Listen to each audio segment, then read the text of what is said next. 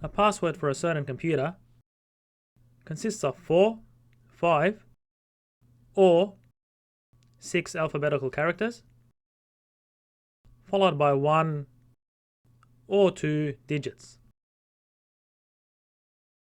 How many passwords are there?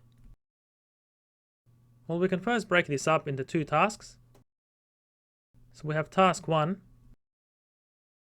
being choosing the characters.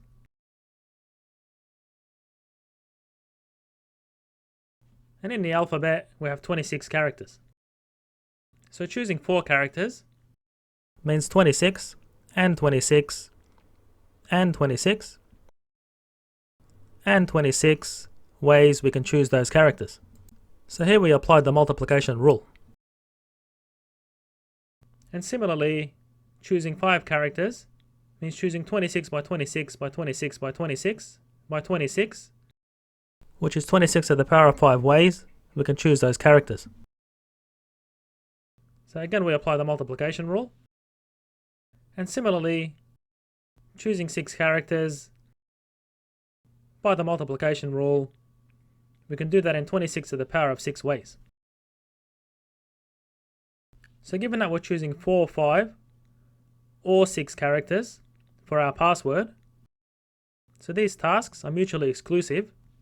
So by the addition rule, we have 26 to the power of 4 plus 26 to the 5 plus 26 to the 6. And this is the number of ways we can perform task 1, which is choose the characters. Now in task 2, we're choosing the digits. So again, we can break this up into subtasks as we did in task 1. So for the digits, we're choosing 1 digit first. So remember, from 0 to 9, there's 10 digits. And then we have an or 2 digits for the password. So by the multiplication rule, so that will be 10 and 10 digits. So given this or, these 2 subtasks of choosing 1 or 2 digits are mutually exclusive. So by the addition rule, we have 10 plus 10 by 10, or 10 squared, which is the number of ways we can perform task 2 or choose the digits by the addition rule.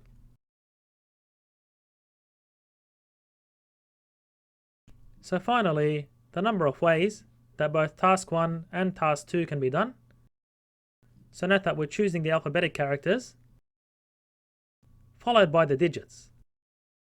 So that will be the alphabetic characters and the digits. So effectively, we had the following ways to perform task 1, which was choosing the characters. And we had the following ways to perform task 2, which is choosing the digits. So therefore, the number of ways of choosing the characters and the digits, indicated by this language over here, followed by, is this result multiplied by this result, where here we've applied the multiplication rule.